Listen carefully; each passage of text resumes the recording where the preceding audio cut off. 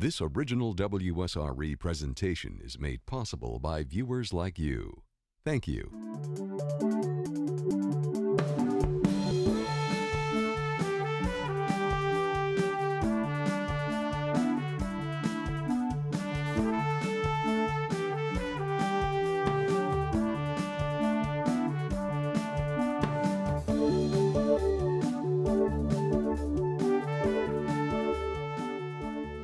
Welcome to this edition of Pensacola State Perspectives. I'm Patrice Witten, Executive Director of College Development and Foundation, and we have a great show lined up for you today. We'll be talking about our athletic programs here at Pensacola State and focus on our winning basketball teams. And here with us today is Athletic Director Bill Hamilton, Pete Penna, our men's basketball coach, and Shanda Rigby, our women's basketball coach. Thank you for coming all. Join us Glad to today. be here. Thanks for having us. Welcome. We're going to start with you, Athletic Director Bill Hamilton, and let you tell us what you think makes a winning athlete. Winning athlete probably begins with character. There's a lot of things that go into making an athlete a winner, and I think if it's one thing that you'd focus on is off the field or off the court, and if you can find a champion in that arena, then he's got a better chance to be a champion in your arena. And it boils down to people, just like your staff. It just boils down to people. You get good people on your team, good people on your staff, and you're going to win. Yeah, you had a great season this year. What are some of the outstanding moments that you're going to take with you that you recall? Probably Coach Penna's first win as the basketball coach. Coach Rigby's second and third game wins at the state tournament. The second game because I thought we played really well. The third game because we had to beat a team for the fourth time. And then winning maybe the first one out there at national championships. I thought that really puts you on the spot, on the map. You can be a state champion, but until you win one on a national stage, you're not sure you belong there. And I've been in both of those places. So Keith Little's first win. You know, we just got a bunch of new head coaches. Chris Laird with volleyball, first win. Brenda Penna and with her new assistant. And it's just it's been a very busy year at Pensacola State. Being non-specific about when a game is being played, are there times when the public could look to come to a game, a baseball game, and where would they come to? Corner of Underwood and 12th, if that's what you're asking. Both of our softball and baseball fields are located along 12th Avenue, and that's the street that runs between the college and the airport. And almost any weekend, there is something going on there. You can go to our website at Pensacola State, www.pensacolastate, and click on the sport of your choice and see what's on the schedule. Any predictions you have for the coming season that you'd like to share? Well, I anticipate our basketball teams are going to be a strength again. You know, with the improvements that we made in men's basketball, and I hope we get a chance to talk about that some today, and the phenomenal season that we had with women's basketball, you know, they could drop off a lot and still be conference champions. So I think that they're exciting times for Pensacola State in basketball. And with our new coaches in the other sports, and Brenda is still here now that she got rid of Pete. She's kind of renewed her enthusiasm for coaching fast pitch softball. And we're just excited and watching the pirate ship roll. Now, you were recently recognized by the Pensacola Sports Association. Tell us what that was like. Well, I was nominated for the Board of Trustees and went to my first meeting, and they were having trouble getting a speaker, and I volunteered trying to help, and that's how we got Art Howe here. And so during the correspondence with the staff down there of getting Art's travel done and arrangements once he got here and those kind of things, they notified me that, oh, by the way, congratulations, you'll be inducted into the Hall of Fame. And I said, what? You got to be kidding. You know, this is a joke. I was expecting some kind of, you know, gold leaf envelope sent by a messenger on a camel or something. I don't know, something special here. And but they sent it on an email, and I said, "You're kidding, right?" No, we're serious. So I don't know who nominated me or anything. I'm just very grateful to the city of Pensacola, especially the baseball community, from the Little League right on up through the high schools. Baseball here is just in such good hands, and they do such a good job. And for the last 21 years, I felt like a good part of it. So really, I'm just representative of what our baseball community does. I'm kind of at that end. I'm older than Mike Jeffcoat at UWF, so I claim seniority on him. And but I'm really just you know, kind of the pie that comes out of the oven. All the work's already been done by everybody else. Well, you've shown a lot of leadership here, and we appreciate that so very much. Thank you. And I know our teams have succeeded and excelled because of the excellent leadership that we have. And Coach Rigby, tell us what it was like at the championship games for you. Well, it was a lot like a dream because we've been dreaming about it a long time. It's tough to get to that state tournament at in the Panhandle Conference and in the state tournament of Florida, but it was a dream come true. My favorite memory is walking into the gym and so much support we had from our people back in Pensacola.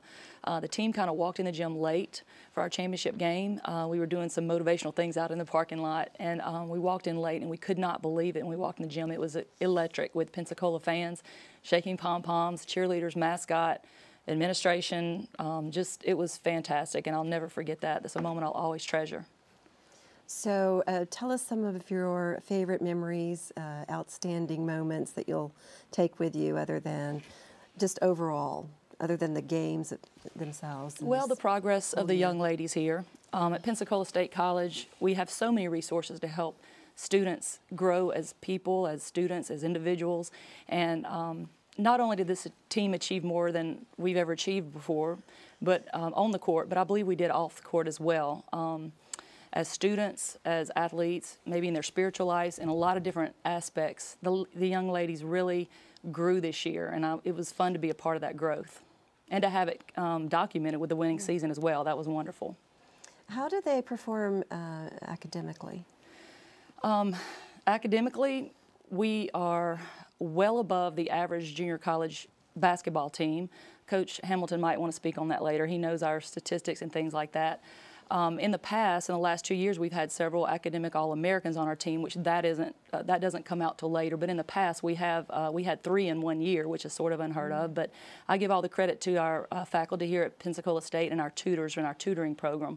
It's outstanding. I can't imagine players getting more attention academically than they do here at Pensacola State. And so academics are very strong and very important, at the utmost of importance here in all of our athletic programs. Well, I know that you have had a lot of recognition on that side as well. Coach Penna, any predictions for the coming year for you? No, you know, we just want to keep building on what we feel we got started. I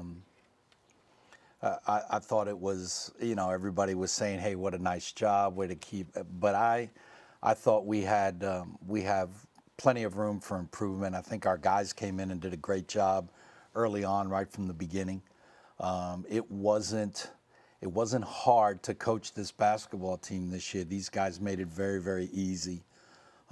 They bought into one another. They bought into what we were trying to put forth.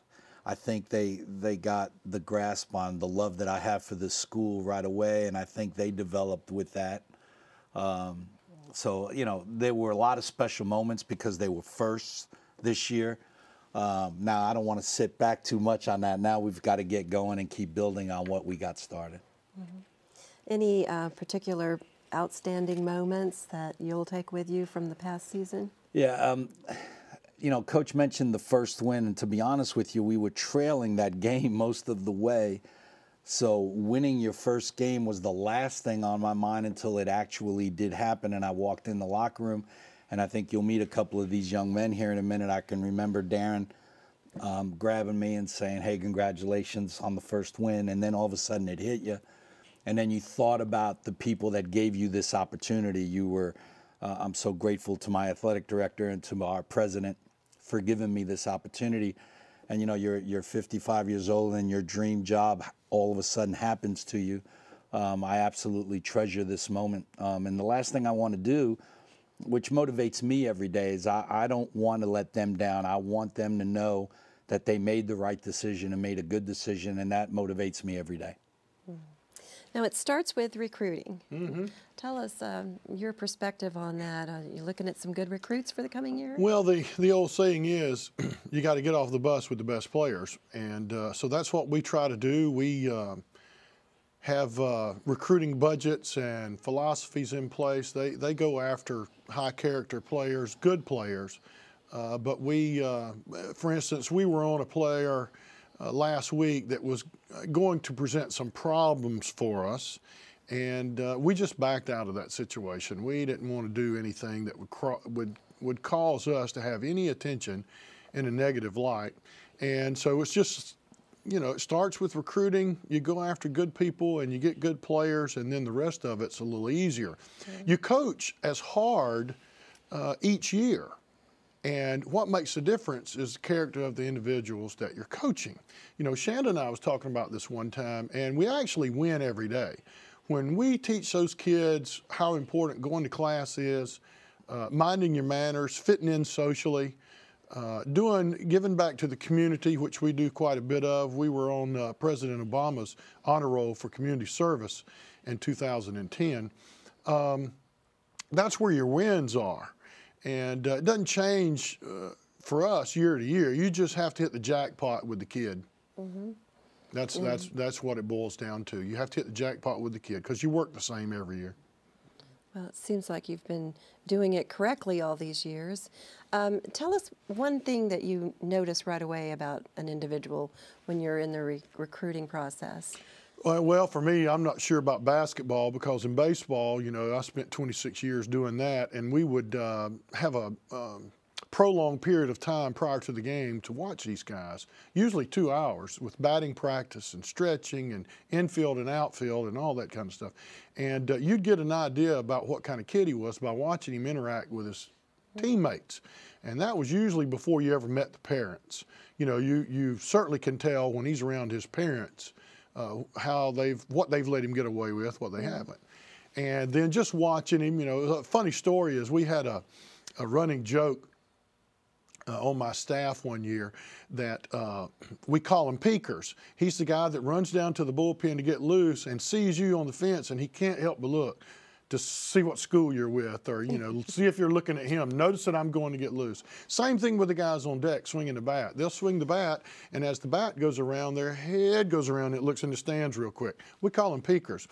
So we had a kid from Leon County, Tallahassee, Leon, come one day and try out, and one of my assistant coaches poked me and said, "Bill, that's one of the peekers. That was the peeker." And so we, you know, laughed, had a good time about that.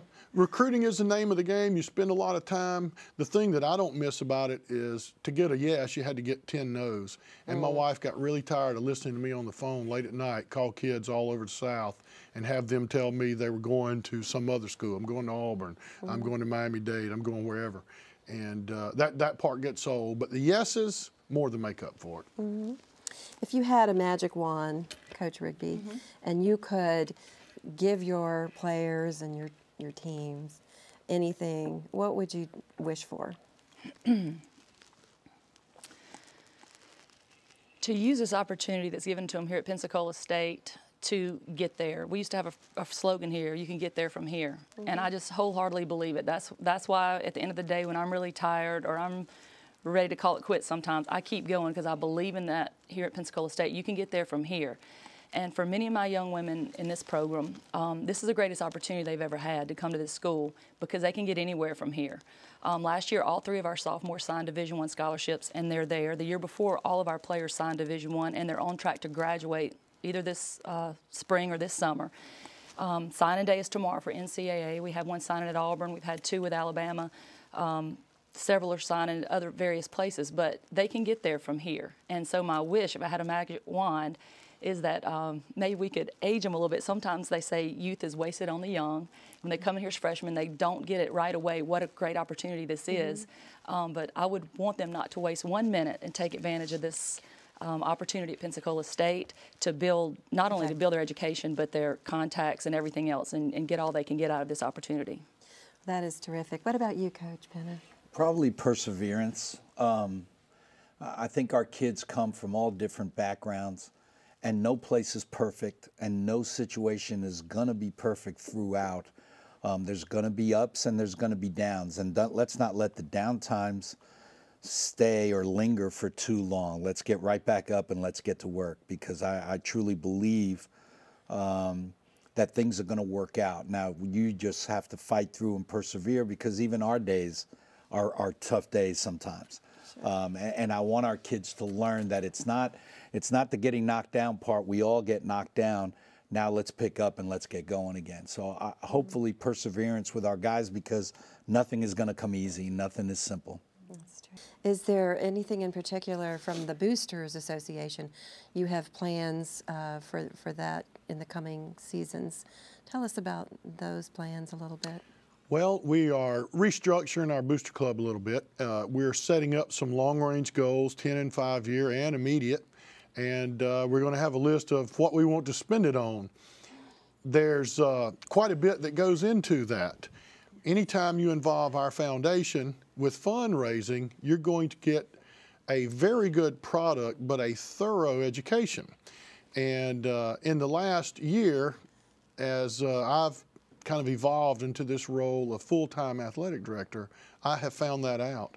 Mm-hmm. And we are having a banquet, a joint venture between the athletic department and the foundation on April 26th at 5:30 in the Student Center. We mailed out invitations earlier this week.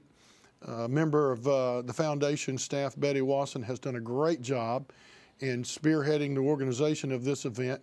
It's going to be a lot different than the banquets we had in the past. Mm-hmm. Celebration of the two teams' success.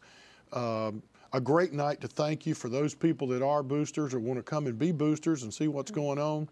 Mm-hmm. And so your staff has been a real champion in that regard. I don't know if you do any recruiting, but I would like to think that you have. Well, I think we all recruit at various levels, and certainly a great team and a great athletic program such as we have here that is, you know, focused on the educational experience and the character building that all of you support and also, I guess, push, if you will, with your players. Well, the slogan that I use every year is education will get you somewhere ability won't. And if you want to stay in the NBA for 20 years and you get the right education, you get a master's degree, a master's plus, you can work in the scouting department, you can work in the marketing department, you can work in the assistant coach's role. There's a lot of things you can do, and you can be in the NBA for 20 years. You might not could shoot 20% from the field, but like some of our guys that's waiting to get on camera here. But you can still be in the NBA. I know I'm the best. I'm the poster boy for that. My ERA my junior year in college was 22.5, and you know, I couldn't get anybody out. I couldn't get Stevie Wonder out or any of those guys. And but I wanted to stay in baseball and athletics, and I kept going to school. And I've been fortunate enough to be in a position like this since 1984, 83, and it's been a lot of fun. I've been a lot of places, and it's all because of the education that I finally decided I needed to get. Mm-hmm. And that's all our coaches understand that. We're all a product of our educations. That's what gets you in the door. We know that that you're educated. We don't know anything about you as a player. I couldn't tell you one thing about the two coaches with us today, whether or not they even played the sport, but I know they're educated or they're not in those chairs over there. Mm-hmm. And we hope that message rubs off on our players, because we'd like for them to do kind of like our children, better than we did, get an earlier start at it, do better from the beginning, don't make the mistakes that we made coming through to get to our positions. And it's just something that we preach every day, and thankfully our administration backs us up. They like the way we go about it. I've had tremendous support here in the last 11 or 12 years as the athletic director because of the way we go about fitting what we're doing into our college mission. And the numbers speak for themselves. Our Section 16 report that we do at the end of the year, our financial aid participation report that we do at the end of the year, we're always very clean, and we lead the conference. I think we've been doing this report since '98. There's been one year we didn't lead the conference in graduation and placement rates. We are one of the highest placing schools in this state, and that happens every year, and it's not accidental. Coach Rigby, you have some students who will be leaving, and you talked about earlier their signing. Tell us a little bit more about your girls. Okay, I have 8 sophomores that will be leaving us shortly, and so we have a lot of mixed emotions about that. We're very proud of them, but then again, we're sad to see them go. Megan Perkins was a Player of the Year in Florida, and she signed early with the University of Alabama. Her former roommate, Jessica Merritt, was another great player for us, and she also signed with the University of Alabama. We have a coach, who was my assistant last year, Leah Drury, who is an assistant coach at University of Alabama. They felt very comfortable going there with her. She's there working, and they love the school, so they're going there. Tomorrow, on NCAA signing day, Najed Ordad is signing with the University of Auburn, so she'll be at their rival school at Auburn. And she was kind of a sweetheart of our team. Fans loved her because she was so small and had such a big heart. And I know they'll enjoy her there at Auburn University next year. Carnisha Garrett is going to sign tomorrow, but she has not let us know where yet. We know it could possibly be University of South Carolina or UNC Wilmington, University of Cincinnati. I don't want to leave anybody out, but she has some things to think about tonight, because she said she is signing tomorrow, but I'm not sure where at this point. Another one signing tomorrow is Tawana Lee, and we're not sure where she's going to choose, University of Louisville or UTEP, I think is what she's deciding between. Several of our other ones will not sign tomorrow on early signing day because they're still taking visits. Some of them are kind of just getting in the recruiting process. They concentrated throughout this year on their school and the season, and they didn't start taking visits early, so they're just now starting in that process. So we hate to see them go, but we're very proud of them, and we know they'll do a good job where they go next. Well, we certainly wish you continuing success. Thank you. And all of your players as well, you Thank and Coach you. Penna. And I know we're going to meet some more of our men's basketball players here in a few minutes. Any parting words for the audience? Well, we just appreciate the support of the community, Patrice. We represent the community, we represent the college, and we've had a huge impact on this community, and they have it on us and these kids that we coach. So just like to thank them for the support, ask them to keep it coming, keep supporting us in your words and your deeds, your actions, and your giving. And your appearances. And, you know, I tell the players all the time that the only question you ask grandmommy and granddaddy when you were a kid is, are you coming to see me play tonight? Yeah. And the kids are more mature now and too old to put it like that, but in the back of their mind, that's what they want to know. Are you coming to see us play tonight? So y'all come. Thank you very much, and we will be right back.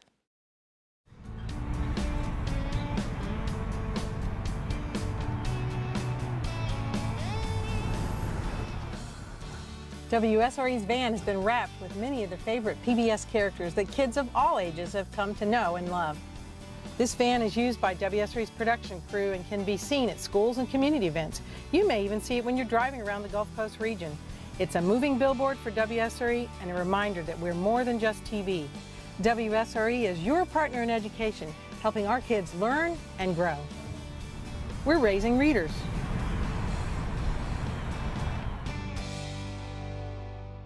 We're back with some players from our men's basketball team, and here to introduce them is Coach Penna. Thanks, Patrice. Here to my right is Darren Goodson from Cincinnati, Ohio. Darren was a freshman forward for us this year. He was first team all-conference, received the third most votes in our conference, which is a heck of a year for him, to be honest with you. This is as good a conference as there is. Over across the way is Justin Wright, one of our sophomores from Pace, Florida, who's got a college decision to make here in the next couple of days. And then on his right is Antoine Myers, our point guard from Baltimore, Maryland. these three young men were three big keys for our team. Antoine, if we could start with you, tell us a little bit about your experience here and what was outstanding to you as far as the educational experience. The most outstanding part about being here is our tutors. They really like deal with us the whole time. They're there for us whenever we need them. The school is like supportive. That's basically it. The whole school is family. Justin, tell us about your season. Well, going into this year, it was a big change for me because I was coming back this year, and it was just a new landscape. I mean, everything was new players, new staff, and like Coach Penna stated earlier, when he came in and asked me to come back, I mean, I was excited because it was a fresh start for me personally. Because last year kind of didn't go the way anyone really wanted to, and for him, it being his first year, it was an honor for me to be a part of that, and especially seeing him get his first one, that was huge being a part of that, and it was definitely an exciting year. I mean, it was great. It was a great season, but I mean, we all wish we could have went farther and did better, but it was still a good season for us, and it was a good stepping stone for Pensacola, that's for sure. Well, best wishes to you. Thank you very much. Congratulations. And tell us what your experience was like this past year. Well, like Coach said, they feel that they was lucky getting me. I was lucky that they found me, actually, because I really ain't have nowhere to go, and they kind of found me.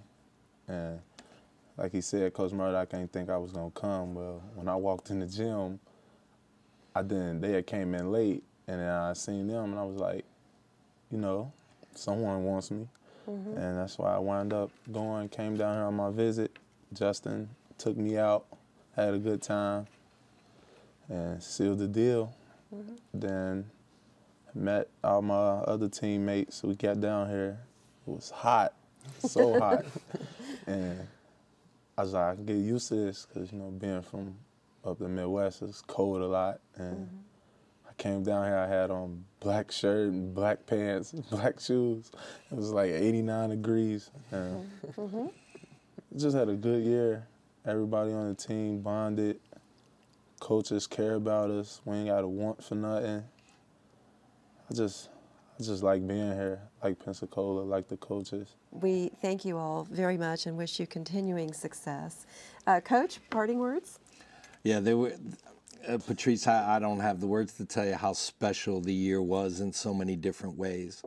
There were so many moments, and the part about this job, which is absolutely the most rewarding and the most special, is the time that you spend with these guys. This has been absolutely wonderful. I can't think of a better experience. This year was absolutely through the ups and the downs and through all our situations. It has been absolutely fantastic, and there's been very few times in my life where I've felt prouder than walking onto our home court as our head coach and having these guys as our team. Well, thank you very, very much. And that's our program for today. Thank you for joining us. We look forward to seeing you at our baseball and basketball games. Join us in May for our next edition of Pensacola State Perspectives.